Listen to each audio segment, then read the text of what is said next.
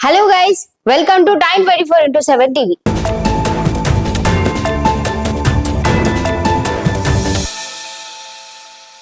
జమ్మూ కాశ్మీర్ లోయలో ఉగ్రవాదులు మరోసారి దాడులకు ప్రణాళికలు రచిస్తున్నట్లు నిఘా వర్గాలు హెచ్చరికలు జారీ చేశాయి. ఇటీవల పహల్గామ్ లో జరిగిన ఉగ్రదాడి అనంతరం ఈ సమాచారం వెలుగులోకి వచ్చింది. ముఖ్యంగా లోయలో పనిచేస్తున్న స్థానికేతరులు, కశ్మీరీ పండిట్లు, రైల్వే మౌలిక సదుపాయాలు వారి ప్రధాన లక్ష్యాలుగా ఉన్నాయని నిఘా వర్గాలు అంచనా వేస్తున్నాయి.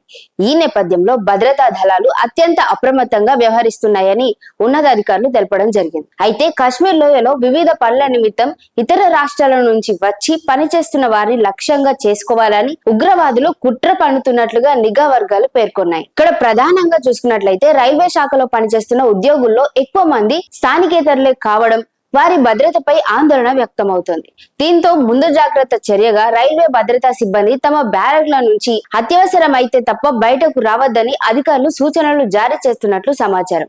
రైల్వే ప్రాజెక్టులకు కూడా ముప్పు పొంచి ఉందని, వాటిని ధ్వంసం చేసే ప్రయత్నాలను అడ్డుకోవాలని ఆదేశాలు అందాయి. మరోవైపు కశ్మీరీ పండిట్లను లక్ష్యంగా చేసుకుని దాడులు చేసేందుకు పాకిస్తాన్ కు చెందిన ISI ప్రణాళికలు రచిస్తోందని ఇక్కడ కూడా నిఘా వర్గాలు పసిగట్టాయి. వీరితో పాటు శ్రీనగర్, గాందర్బల్ జిల్లాలో పనిచేస్తున్న పోలీసు సిబ్బందికి కూడా ప్రత్యేక హెచ్చరికలు జారీ అయ్యాయి. ఉగ్రదాడుల ముప్పు పొంచి ఉందన్న సమాచారంతో లోయ వ్యాప్తంగా భద్రతను కట్టుదిట్టం చేశారు. స్థానిక పోలీసులతో సమన్వయం చేసుకుంటూ రైల్వే ప్రొడక్షన్ ఫోర్స్ అదనపు భద్రతా చర్యలు చేపడుతోంది. ఎటువంటి అవాంఛనీయ ఘటనలు జరగకుండా నిఘాను ముమ్మరం చేసినట్లు అధికారులు వెల్లడించారు. షేర్ చేయండి, లైక్ చేయండి, సబ్స్క్రైబ్ చేయండి.